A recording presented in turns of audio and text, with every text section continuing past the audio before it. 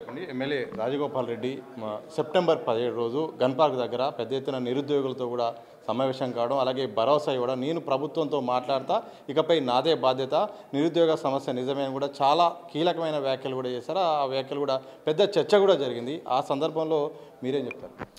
రాజగోపాల్ అన్న మా పార్టీ శాసనసభ్యుడు. అన్నకి బల్మూరి వెంకట్ నేను 10 ఏళ్ళు ఎన్ఎస్వై రాష్ట్ర అధ్యక్షుడు ఉన్నప్పుడు వారికి కూడా తెలుసు. అనేక ఇష్యూస్లో వారు నాతో పాటు ఉండే, వారు నాకు కూడా సపోర్ట్ చేయడం జరిగింది.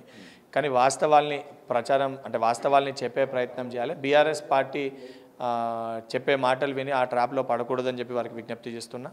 అండ్ నిజంగా గ్రూప్ 1 విషయాలపైన వారు వాస్తవాలు తెలుసుకోవాలి అనుకుంటే గత 10 ఏళ్ళుగా, అంటే ఈరోజు నేను కొత్తగా బయటకు వచ్చి ఇప్పుడు నేను కొట్లాడతా, ఇప్పుడు నేను చిక్కడపల్లి సెంట్రల్ లైబ్రరీ పోతాను మాట్లాడతలే. 10 ఏళ్ళుగా నేను చేసిన పని అదే. 10 ఏళ్ళుగా అంశాలపైన నేను ముందుండి నిలబడ్డ వ్యక్తిని. అండ్ వారికి నేను అందుబాటులో ఉన్న, వారు ఎప్పుడు పిలిచినా కూడా నేను వెళ్ళి చెప్తాను. అటువంటి విషయాలపైన మాట్లాడినప్పుడు మాసొంటులతో మాట్లాడితే కొన్ని విషయాలు తెలుసుకొని ప్రస్తావించాలని చెప్పి వారు విజ్ఞప్తి చేస్తారు. మీరు ఒక మాట మాట్లాడారు, ఇకపై అంటే గతంలో ఏ సమస్య వచ్చినా నేనున్నా అంటూ మీరు అందుబాటులో ఉండేవాళ్ళు. ఈ మధ్యకాలంలో బల్మూరి వెంకట్ ఎక్కడ, ఆయన ఎమ్మెల్సీ అయిన తర్వాత మాకు భరోసా ఇవ్వట్లేదు, కలవట్లేదు అని ఒక ప్రచారము కామెంట్ రూపంలో సోషల్ మీడియాలో కానీ మాట్లాడుతున్నారు. వారికి ఏం భరోసా ఇస్తారు, ఏం క్లారిటీ ఇస్తారు? బల్మూరి వెంకట్ అనే వ్యక్తి ఎమ్మెల్సీ అయినప్పటికీ కూడా ఇదే నా ఆఫీస్లో విద్యార్థులకి యువకులకి అందుబాటులో ఉన్నాను. అనేక విద్యార్థులు యువకులు కూడా నన్ను కలవడం జరిగింది.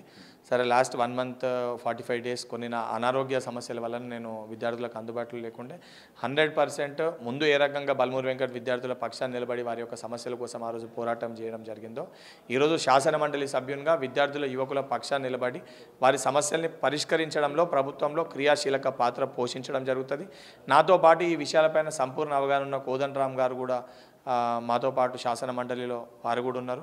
తప్పనిసరిగా ఈ విషయాలన్నింటినీ కూడా దయాకర్ గారు, అదేవిధంగా ఇతర సభ్యులు అందరం కూడా మేము ఉన్నాము. ముఖ్యమంత్రి గారి దృష్టికి తీసుకొని వెళ్ళి ప్రతి ఒక్క సమస్యను కూడా పరిష్కరిస్తామని చెప్పి సంపూర్ణ విశ్వాసము యువకులకి, వారి యొక్క తల్లిదండ్రులకు ఇవ్వడం జరుగుతుంది.